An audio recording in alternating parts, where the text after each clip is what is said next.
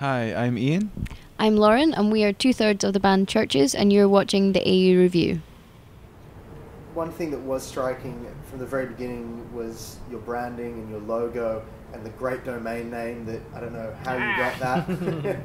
But yeah, that was actually because there was a fairly evil man out there who had taken all the obvious ones and then sent us an email offering to sell them to us for an obscene amount of money. So we were like, there must be a way around this, and that was the way around this. CHVRCHES. Which I think is Estonia, is it? it's either that or Spain. Or Spain. I think it's Spain.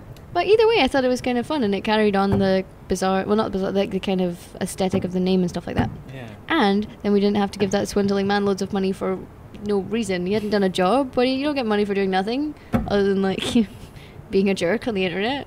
But anyway, sorry, you were saying. Yeah, all the branding and the whole kind of visual identity of the band was really down to this girl Amy Burrows, who is a Sydney person. I know the name. You know of her? I know of Amy, yeah. She's a very, very talented graphic design artist, and she came up with the logo really early on that had the kind of stylized U, like the Roman style U.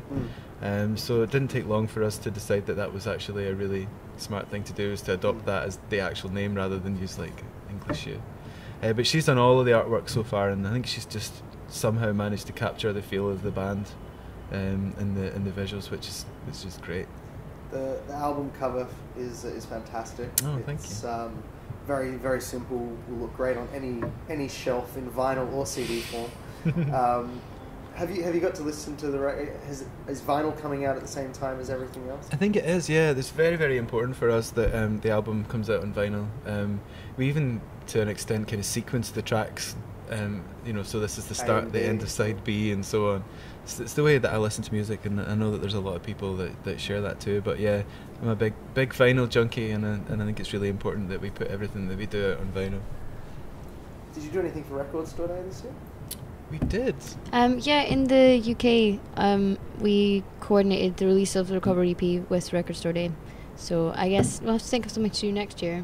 But we read a statistic in the paper before we came away that was like sales in independent record stores have gone up in the UK by like 44% or something because of vinyl. So I think everyone accesses their music in different ways. Some people are more a fan of the immediate download, but some people still like something physical to hold. So I think it's kind of important for us that you don't alienate any of those people, and you can kind of make a good record for all those people.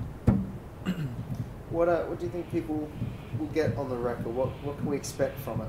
Give us a vinyl friendly record is one thing.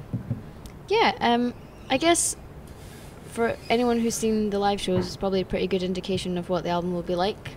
I think that the singles, to an extent, represent one side of a band, but it's not just those kind of songs. Like, there's a bit more ebb and flow, and Martin does lead vocals on two of the songs, and I think it's important for us that there's a diverse range of sounds and textures and stuff on an album, so that it can feel like an entire kind of body of work, rather than just like a bunch of singles at the front and then a bunch of songs that didn't make it to radio on the rest of the song. So that's never really made sense to me, where bands do that, where they front load the album with, well, I mean, it obviously makes sense from a financial point of view, because people don't have the attention span a lot of the time these days to listen to. So says marketing. You don't know if that's true.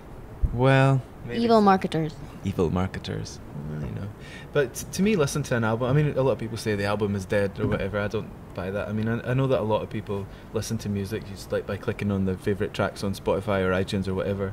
But for me, the album, it's the best way for an artist, for a musician, to properly show everything that they've got, and sort of take you through it, in terms of the ebb and flow, and the fast and the slow and the dark and the happy and sad, all that stuff. I love the album, and long may it live.